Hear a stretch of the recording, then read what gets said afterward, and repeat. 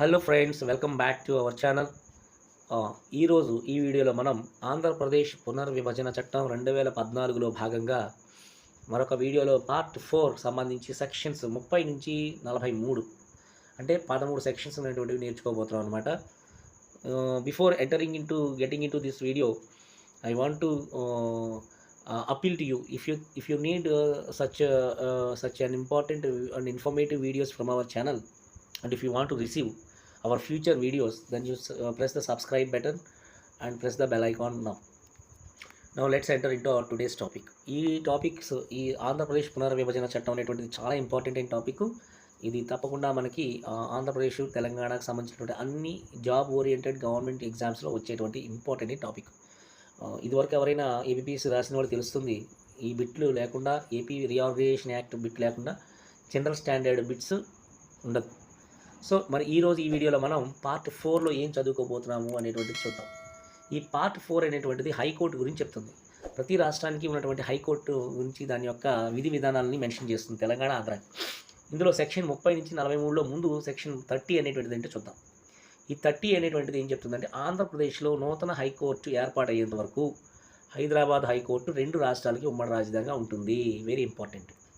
ఈ బిట్స్ని జాగ్రత్తగా మీరు పాజ్ పెట్టుకొని నోట్స్ రాసుకోండి. ఆ పాయింట్స్ని ఎగ్జామినేషన్కి ముందు రిఫర్ చేసుకోండి.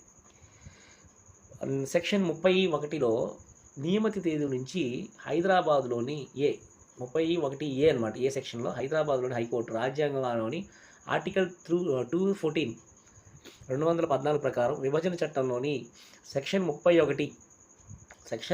31 కింద ఆంధ్రప్రదేశ్కు ప్రత్యేక హైకోర్టు ఏర్పాటు చేసేంత వరకు 2 రాష్ట్రాలకి హైకోర్టుగా ఉండాలి. ఇది చాలా ఇంపార్టెంట్. అలాగే 31లో బి అనేటువంటిది ఏం చెప్తుందంటే, నియమిత తేదీ నుండి ఉమ్మడి ఆంధ్రప్రదేశ్ హైకోర్టు న్యాయమూర్తులు ఆ తర్వాత ఉమ్మడి హైకోర్టు న్యాయమూర్తులు అవుతారన్నమాట.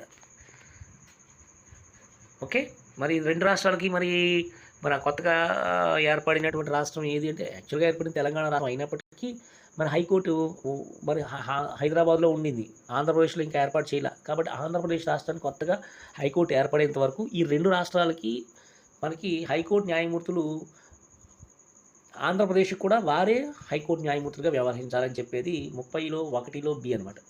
నెక్స్ట్ 30లో 2వ సెక్షన్ ఏం చెప్తుందంటే, ఉమ్మడి హైకోర్టు న్యాయమూర్తుల జీతభత్యాలు జనాభా ప్రాతిపదికన 2 రాష్ట్రాల మధ్య కేటాయించాలి. సో ఈ జీతం మరి ఎవరు ఇవ్వాలి? ఇప్పుడు 2 రాష్ట్రాలకి న్యాయమూర్తులు డ్యూటీ చేస్తున్నారు.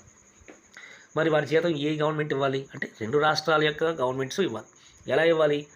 పీపుల్ యొక్క పాపులేషన్ రేషియోని బట్టి అనమాట. సపోజ్ ఒక 100 రూపాయల జీతం అనుకోండి, తెలంగాణకు 45% పాపులేషన్ ఉంటే, ఆంధ్రాకి 55% పాపులేషన్ ఉంటే, అతని జీతం 100 రూపాయలు కాబట్టి 45 రూపాయలు తెలంగాణ గవర్నమెంట్ ఇవ్వాలి, 50% ఆంధ్ర గవర్నమెంట్, 2 కలిపి వారి జీతాన్ని పే చేయాలి అనేటువంటిది చెప్పేది 30లో 2వ సెక్షన్ అనమాట. నెక్స్ట్ 31వ సెక్షన్. ఈ 31వ సెక్షన్ ఏం చెప్తుందంటే, ఆంధ్రప్రదేశ్ హైకోర్టు గురించి చెప్తుంది. ఇందులో ఏంటి, 31లో 2వ సెక్షన్ ప్రకారం ఆంధ్రప్రదేశ్ నూతన హైకోర్టు కేంద్ర స్థానం రాష్ట్రపతి నిర్ణయించిన ప్రదేశంలో ఉంటుంది. మరి హైకోర్టుని ఎక్కడ ఎస్టాబ్లిష్ చేయాలి? కొత్తగా మరి ఏర్పడినటువంటి ఆంధ్రప్రదేశ్ స్టేట్లో అంటే రాష్ట్రపతి గారు ఎక్కడ ప్లేస్ చెప్తే అక్కడ ఆ కోర్టుని ఏర్పాటు చేసుకోవాలన్నమాట. సెక్షన్ 32 ఏం చెప్తుందంటే, ఆంధ్రప్రదేశ్ హైకోర్టు న్యాయమూర్తుల గురించి చెప్తుంది.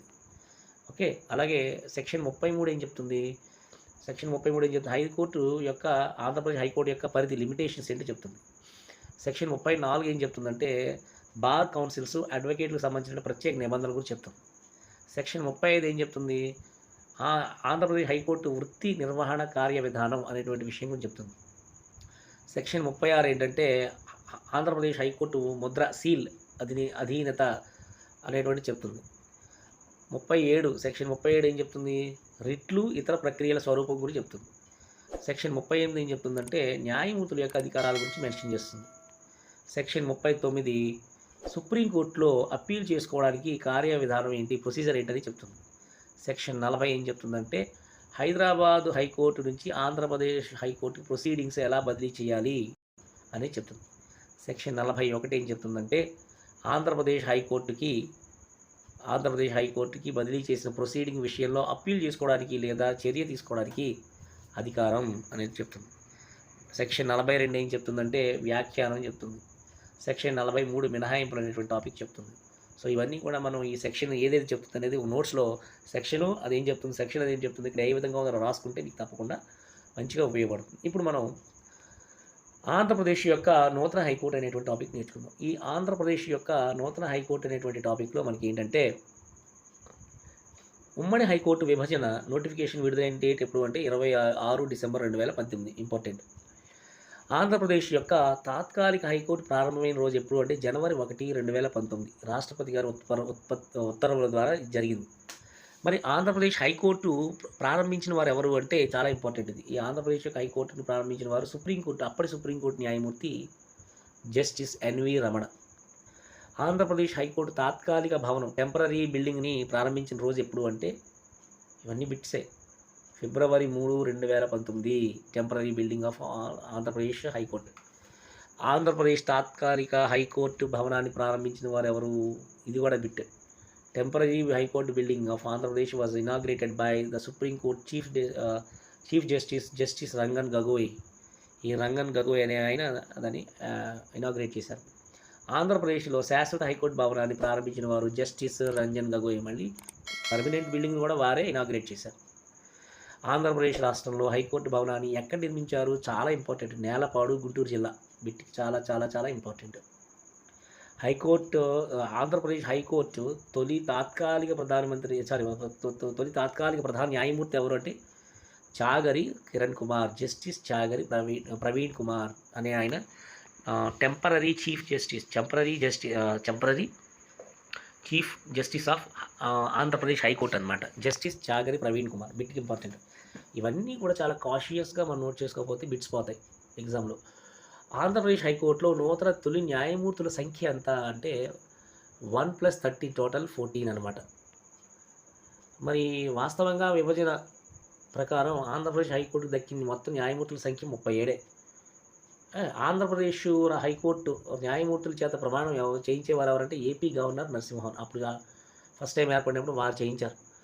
మరి ఆంధ్రప్రదేశ్ హైకోర్టు ఏర్పడిన తర్వాత పరిశీలనకు వచ్చినటువంటి మొట్టమొదటి కేసు ఏంటి? ఇవన్నీ కూడా చాలా మంచి బిట్స్. విశాఖ మహానగర పాలక సంస్థ వర్సెస్ గాజుల శోభారాణి అనేటువంటి కేసు హైకోర్టు ఏర్పడిన తర్వాత పరిశీలనకు వచ్చినటువంటి మొట్టమొదటి కేసు. సో ఫ్రెండ్స్, ఇవన్నీ కూడా చాలా ఇంపార్టెంట్ అయినటువంటి బిట్స్.